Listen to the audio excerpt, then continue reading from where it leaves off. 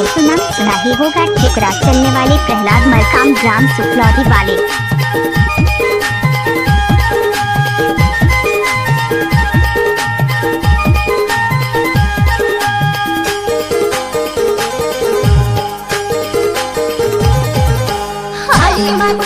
चारों में पानी हरू के पूछ डालो आबे का नाही, डोंगर गली हाय आबे का नाही, डोंगर गली हाय आबे का नाही, डोंगर गली हाय।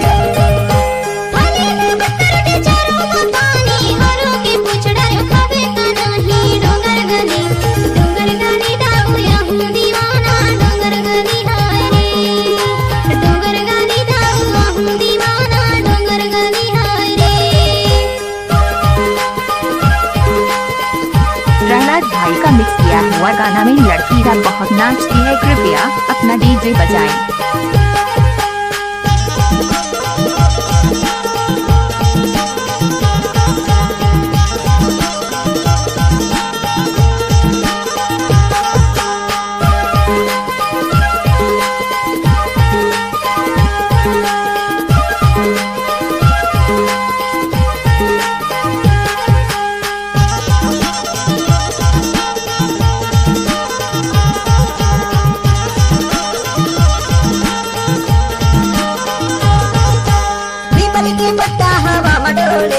देख बिना तोला मोर जिया डोले हाय, डोंगर गली हाय आबे का नाही, डोंगर गली हाय आबे का नाही, डोंगर गली हाय। थाली मां मुट करोटी चारों में पानी हरू के पूछ डालो आबे का नाही, डोंगर गली हाय आबे का नाही, डोंगर गली हाय आबे का नाही, डोंगर गली हाय।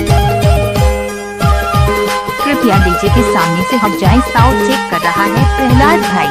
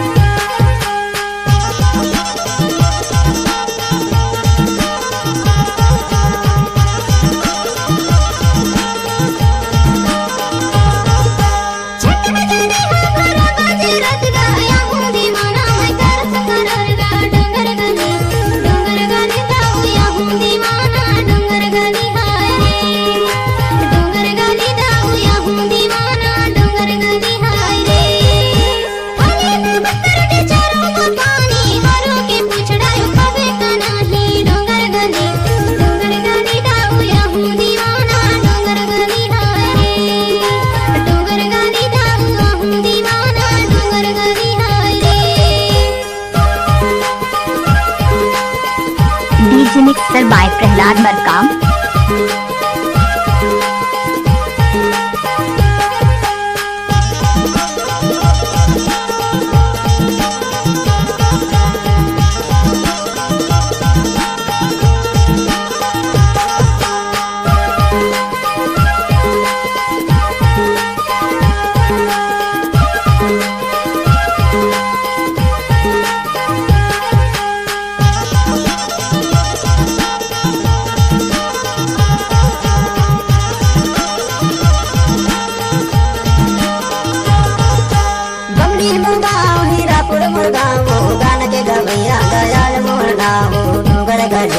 डोंगर गली हाय आबे का नाही, डोंगर गली हाय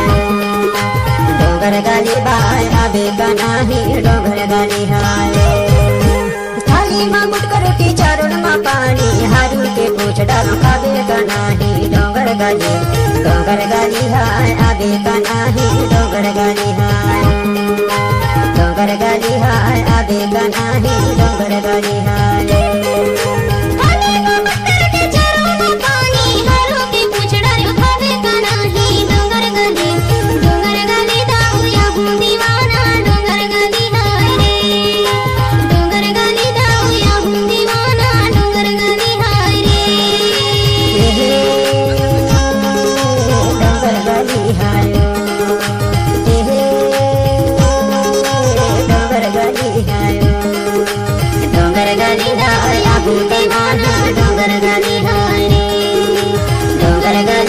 हाय आबे